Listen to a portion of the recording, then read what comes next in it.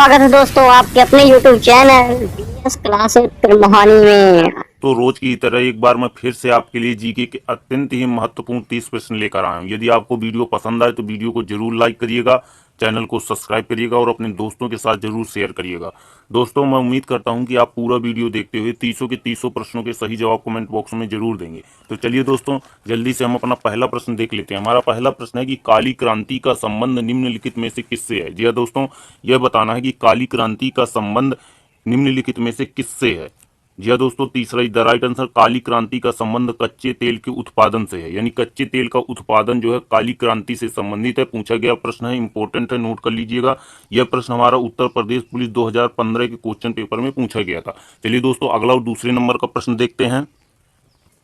हमारा अगला और दूसरे नंबर का प्रश्न है कि अनर्थियोलॉजी के अंतर्गत किसका अध्ययन करते हैं। जी हाँ दोस्तों, अनर्थियोलॉजी एक प्रकार का विज्ञान है जिसके अंतर्गत जीवों का अध्ययन करते हैं। तो किस जीव का अध्ययन करते हैं अनर्थियोलॉजी के अंतर्गत। जी हाँ दोस्तों, तीसरा द राइट आंसर, पक्षियों का अध्ययन। यानी पक्षियों का अध्ययन, यानी एक ऐसा विज्ञान जिसके अंतर्गत पक्षियों का अध्ययन किया जाता है उसे अनर्थियोलॉजी कहते हैं। बेहद ही इंपॉर्टेंट प्रश्न है, कई बार एग्जाम में पूछा गया है। यह प्रश्न टीजीटी 2006 में पूछा गया प्रश्न है। चलिए दोस्तों, अगला और तीसरे नंबर का प्रश्न देखते हैं।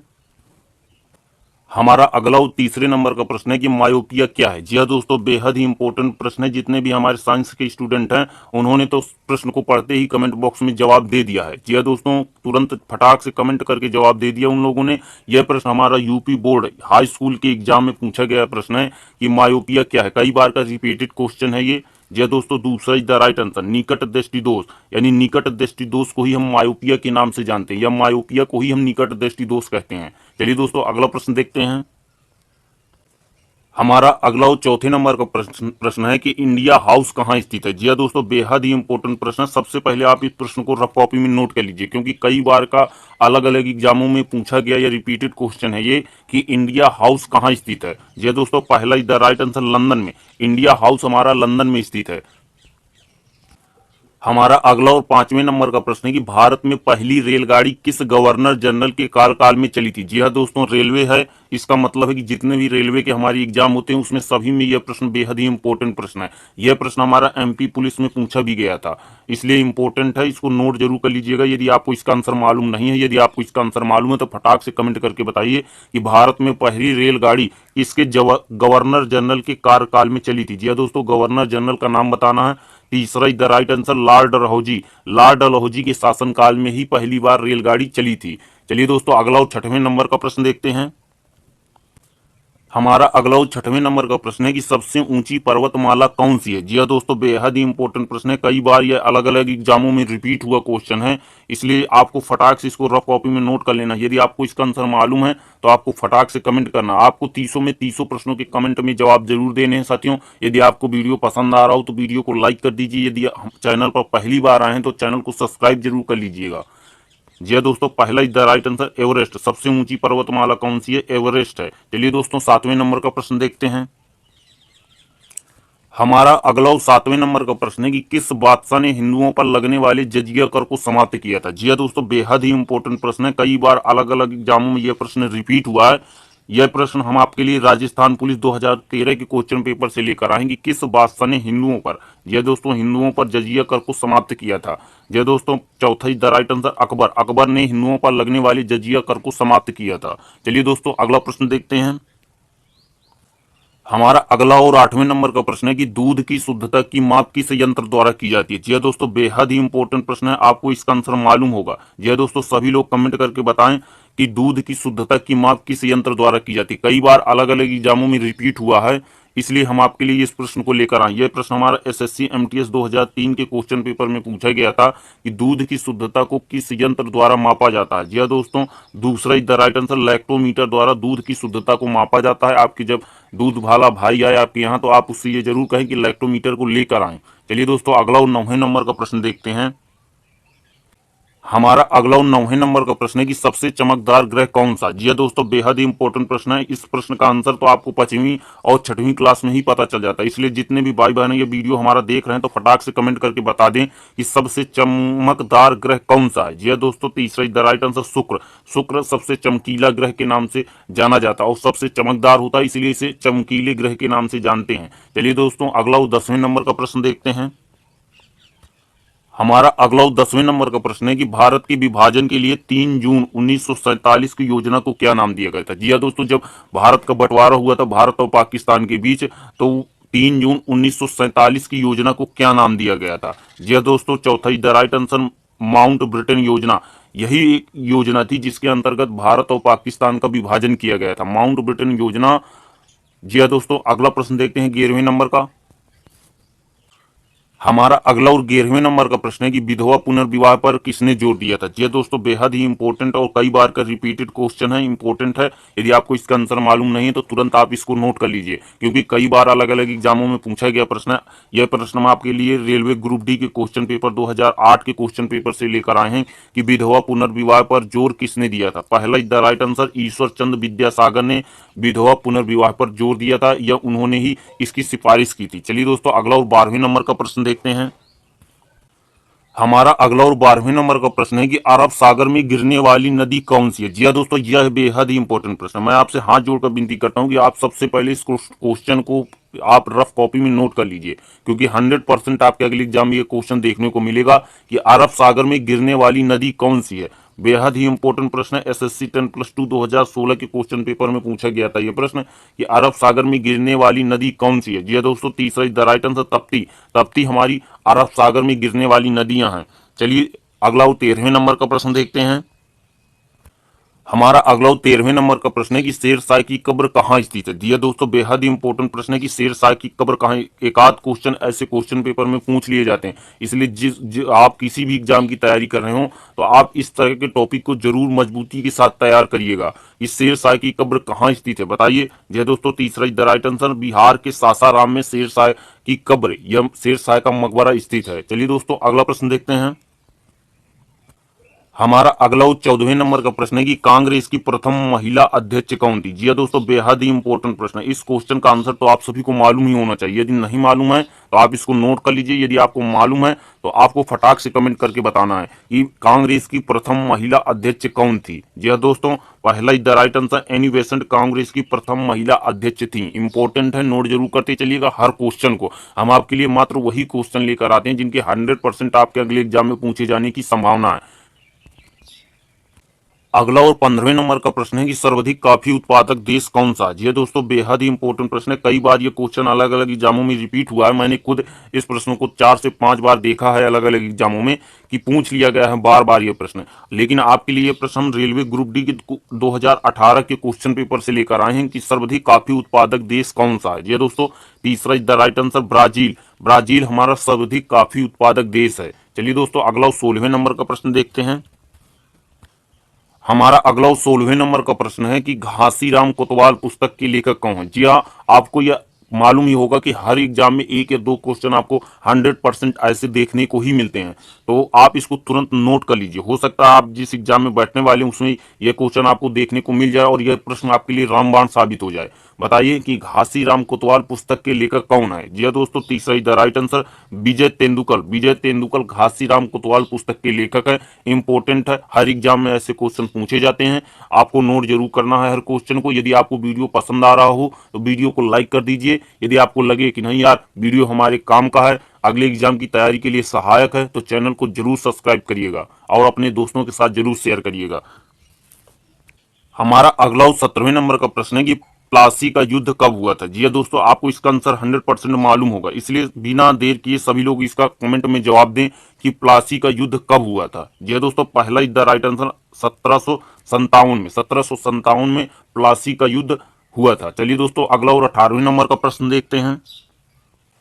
हमारा 18वां प्रश्न है कि कोरियान पुरस्कार दिया जाता है। जी हाँ दोस्तों, बेहद ही इंपॉर्टेंट प्रश्न है। आपको मालूम ही होगा कि कई बार क्वेश्चन पेपर में ऐसे 100% क्वेश्चन पूछे जाते हैं कि कोरियान पुरस्कार दिया जाता है। जी हाँ दोस्तों, चौथा is the right answer, dairy उत्पादन के क्षेत्र में, डेयरी उत्पादन के क्षेत्र में जो विशेष योगदान देते हैं उन्हें कोरियान पुरस्कार के जो है पुरस्कार से नवाजा जाता है। आपको यह कमेंट बॉक्स में जवाब देना है कि कृषि के क्षेत्र में कौन सा पुरस्कार दिया जाता है। आप फटाक से कमेंट करके बताएं यदि आपको इसका क्वेश्चन का आंसर मालूम है कि कृषि के क्षेत्र में कौन सा पुरस्कार दिया जाता है। कोरियान पुरस्कार तो डेयरी उत्पादन के क्षेत्र में विशेष योगदान के लिए दिया ही जाता है। जी हाँ दोस्तों, हमारा 19वें नंबर का प्रश्न है। हमारा 19वें नंबर का प्रश्न है कि गरीबी हटाओ का नारा किस पंचवर्षीय योजना के अंतर्गत दिया गया था। जी हाँ दोस्तों, बेहद ही इंपॉर्टेंट प्रश्न है लेकिन पुराना प्रश्न है।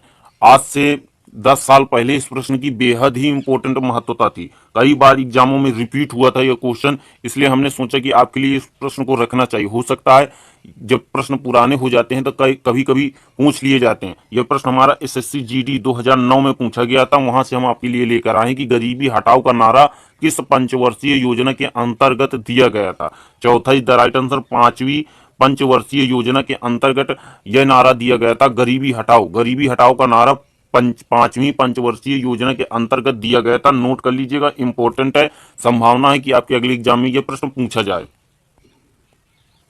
हमारा अगला और 20वें नंबर का प्रश्न है कि जिस क्रिया का फल कर्म पर पड़ता है उसे कहते हैं। जी हाँ दोस्तों, हिंदी का प्रश्न है, इंपॉर्टेंट है, कई बार एग्जाम में रिपीट हुआ था, इसीलिए हमको मजबूर होकर जीके की क्लास में इस हिंदी के क्वेश्चन को लाना पड़ा, क्योंकि इंपॉर्टेंट है, रिपीटेड क्वेश्चन है। तो हो सकता है आपको अगले एग्जाम में 1 अंक के लिए सहायक हो यह प्रश्न कि जिस क्रिया का फल कर्म पर पड़ता है उसे क्या कहते हैं। यह हाल ही में एमपीटीईटी 2023 के क्वेश्चन पेपर में पूछा भी गया प्रश्न है। ये दोस्तों, तीसरा इज द राइट आंसर, सकर्मक। जिस क्रिया का फल कर्म पर पड़ता है उसे हम सकर्मक कहते हैं। चलिए दोस्तों, अगला और 21वें नंबर का प्रश्न देखते हैं। हमारा अगला और 21वें नंबर का प्रश्न है कि शिक्षा में 10+2+3 पैटर्न के लिए प्रथम सुझाव किसने दिया था। जी हाँ दोस्तों, जितने भी हमारे भाई बहन ये वीडियो देख रहे होंगे उन्होंने सबने ये पढ़ाई जो है जो पूरी की है वह इस स्तर पर की होगी। 10+2+3 पहले हाई स्कूल किया होगा, फिर इंटर किया होगा, इसके बाद उन्होंने स्नातक किया होगा। तो शिक्षा में जो ये 10+2+3 पैटर्न के लिए जो सुझाव था उसने क्या किया। अब यह पैटर्न चेंज हो चुका है, नई शिक्षा नीति 2020 लागू हो चुकी है। अब इसके अंतर्गत पढ़ाई नहीं होती है।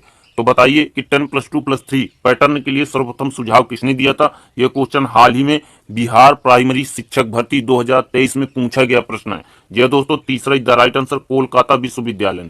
कोलकाता विश्वविद्यालय ने ही शिक्षा में 10+2+3 पैटर्न का सुझाव दिया था। पूछा गया प्रश्न है हाल ही में बिहार शिक्षक भर्ती 2023 में। चलिए दोस्तों, अगला और 22वें नंबर का प्रश्न देखते हैं। यदि आपको वीडियो पसंद आ रहा हो तो वीडियो को यार लाइक जरूर कर दीजिए, हमारा हक बनता है आपका एक लाइक करना।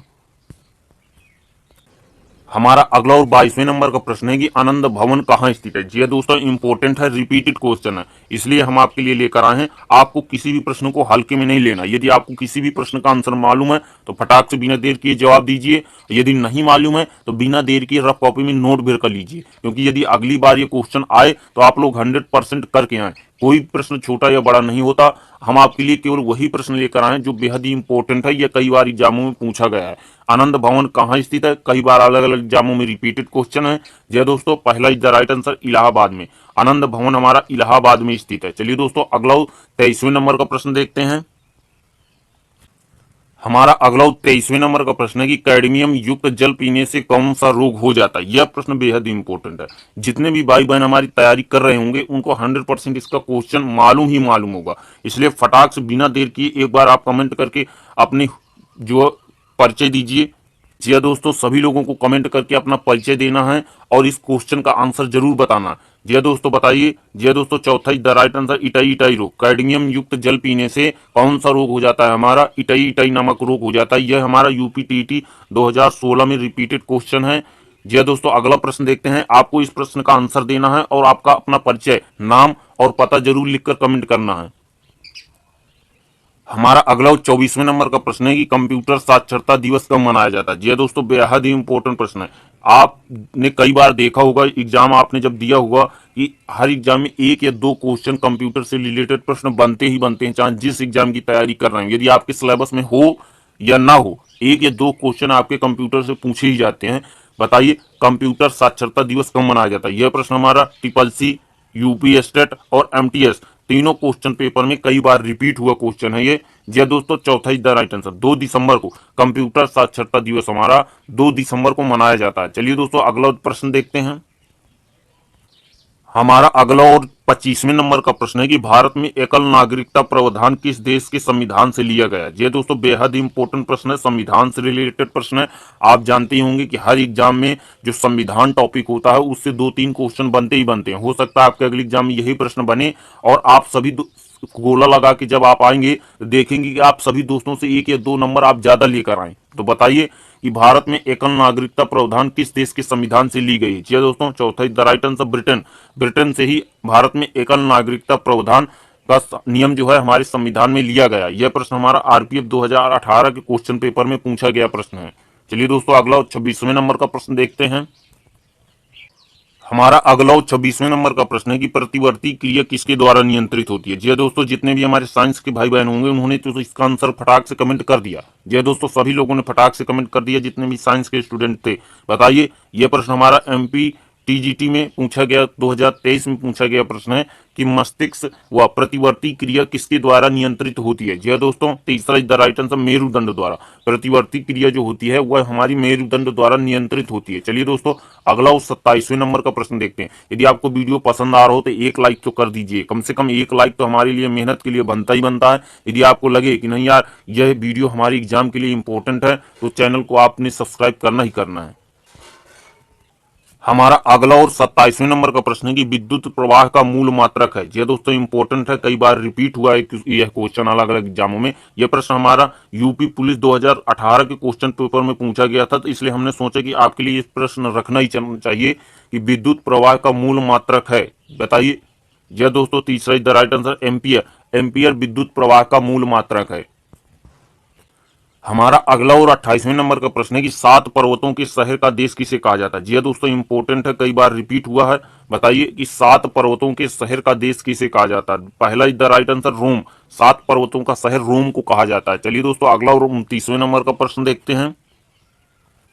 हमारा अगला और 29वें नंबर का प्रश्न है कि मसालों का बगीचा किसे कहा जाता है। जी दोस्तों, बेहद ही इंपॉर्टेंट प्रश्न है। ये मानिए कि आप जितने भी अपने स्टेट लेवल की एग्जाम की तैयारी करने वाले जितने भी स्टूडेंट हैं उनको यह क्वेश्चन बेहद ही इंपॉर्टेंट है कि मसालों का बगीचा क्यों कहा जाता है। जी दोस्तों, बेहद ही रिपीटेड क्वेश्चन है, कई बार पूछा भी गया है कि मसालों को बगीचा किसे कहा जाता है। बताइए। जी दोस्तों, पहला is the right answer Kerala. मसालों का बगीचा जी दोस्तों का है को नहीं है, गलत प्रिंट हुआ, इसके लिए हम आपसे माफी चाहते हैं। बताइए कि मसालों का बगीचा किसे कहा जाता है। केरल को ही मसालों का बगीचा कहा जाता है क्योंकि वहां पर अत्यधिक मात्रा में मसालों का, जैसे मिर्च है, हल्दी है, इन सब का उत्पादन अत्यधिक मात्रा में किया जाता है। यहाँ तक कि देश में जो मसाले आते हैं वह केरल से ही खरीदे जाते हैं। चलिए दोस्तों, अगला 30वें नंबर का प्रश्न है। हमारा अंतिम प्रश्न है कि भारत की सबसे लंबी नदी कौन सी है। यह इंपॉर्टेंट प्रश्न है, कई बार एग्जाम में रिपीटेड हुआ है। यह प्रश्न हमारा एसएससी सीजीएल में, यह दोस्तों एसएससी सीजीएल में और यूपी एसआई में पूछा गया प्रश्न। एसआई के एग्जाम में भी यह प्रश्न पूछा गया था कि भारत की सबसे लंबी नदी कौन सी है। यह दोस्तों पहला is the right answer Brahmaputra नदी। ब्रह्मपुत्र नदी भारत की सबसे लंबी नदी है। नमस्कार साथियों, आज का हमारा वीडियो यहीं पर समाप्त होता है। यदि आपको यह वीडियो लगा हो कि नहीं, यदि हमारे काम का वीडियो हो तो आप इस चैनल को जरूर सब्सक्राइब करिएगा और हमारी